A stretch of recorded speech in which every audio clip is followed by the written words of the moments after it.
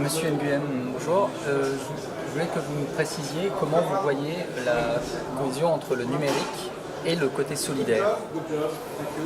Oui, la meilleure façon de vous expliquer cela, c'est de vous présenter des cas concrets. Ce sont des solutions que nous mettons en place à l'heure actuelle au profit d'une province du Vietnam, notamment une province située dans le delta du Mekong.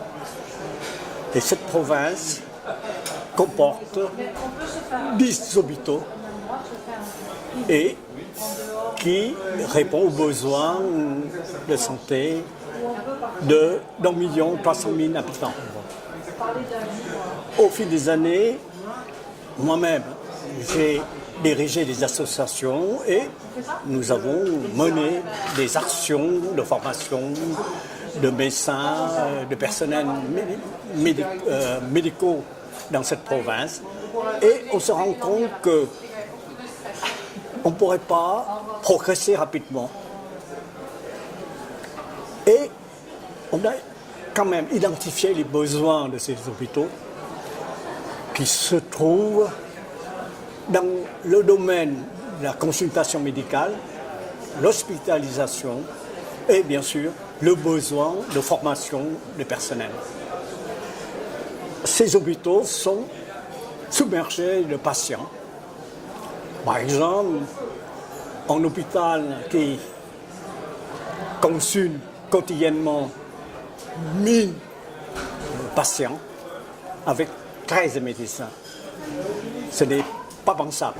En plus, cet hôpital qui possède 250 lits et doit recevoir plus de 450 personnes, à la fois pour des traitements, si on peut dire, généraux ou plus ou moins graves, mais également il doit s'occuper des personnes en post-traitement ainsi que des malades atteints de maladies chroniques. Donc, pour répondre aux besoins de ces hôpitaux, ça veut dire désengorger cet hôpital, donner une meilleure qualité de soins aux patients et bien sûr de continuer à former le personnel. Pour cela, les solutions que nous avons prises sont les suivantes. Il faut délocaliser les consultations médicales vers des villages, vers des dispensaires qui se trouvent dans un environ de 30 km, d'organiser des consultations mobiles à l'aide de minibus, à l'aide des bateaux, parce que le delta du Mekong est une région pratiquement inondable, qui se trouve à 1 mètre d'altitude par rapport à la mer. Donc, l'ensemble des solutions, c'est de délocaliser à la fois les consultations médicales, mais également délocaliser le problème d'hospitalisation. Alors, pour cela, on est en train de créer ce qu'on appelle des gîtes médicaux dans les villages. On utilise, comme je vous ai dit tout à l'heure, des bus de télémédecine ainsi que des sambans, des bateaux locaux équipés de moyens de télémédecine. Donc ce sont des solutions aujourd'hui indispensables et sans les technologies numériques, on ne pourrait pas répondre à ces besoins. Et c'est là où ce que j'appelle aujourd'hui le développement indispensable d'une économie numérique villageoise. C'est à partir de là qu'il faudrait équiper les gens du village, former les personnels pour travailler en étroite relation avec les hôpitaux de ces provinces. Merci. Et qu'avez-vous pensé de l'événement d'aujourd'hui et des actions des territoires du cœur?